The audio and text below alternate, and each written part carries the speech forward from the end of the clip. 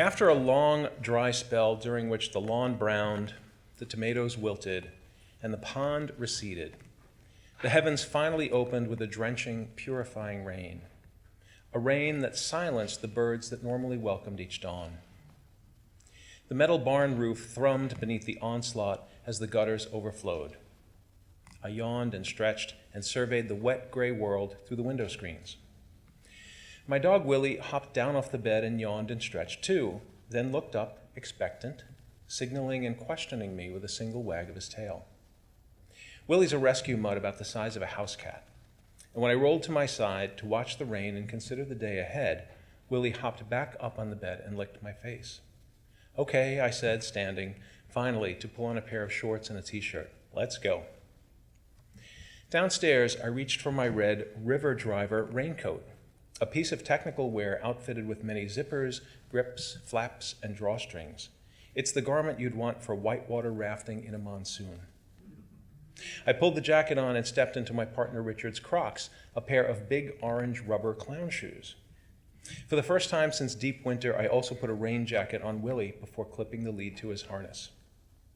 I opened the door and stood beneath the dry cover of the porch, surveying the sheet of water draped from the edge of the corrugated metal roof. Willie and I were inches from that wall of water, standing behind a waterfall as if it were Hawaii or Costa Rica instead of New York's Hudson Valley. I secured my hood, and the two of us stepped out into the pounding, pouring rain for our usual morning walk. Except that there was nothing usual about it, this morning sojourn in a drenching summer rain. In seconds, Willie's head and hindquarters were saturated, along with my legs, my shorts, and my underwear. Rain cascaded from the visor of my hood, and my clown shoes squeaked with every step. Sheets of water flowed over the new blacktop, and on that gray, cool morning, the freshly painted double yellow line running down the road's center appeared illuminated, fluorescent, phosphorescent. The smell of cool, wet, grateful earth rose up, and all around us the leaves of the trees fluttered and shuddered with the intensity of the pelting drops.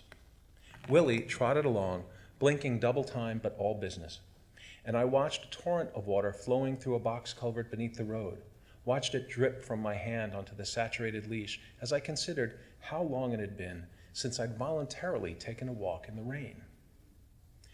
Sure, I had dashed from the house to the car many times or walked along Madison Avenue shielding myself with an umbrella, but that morning's walk transported me to my childhood in Broad Channel and to walks back and forth from PS 47 on Power Road wearing a yellow rain slicker and black boots, carrying a book bag wrapped in plastic.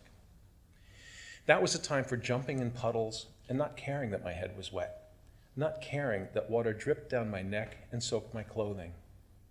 It was a time I turned my face upward and opened my mouth to let raindrops fall on my tongue, something I did again that morning for the first time since grade school.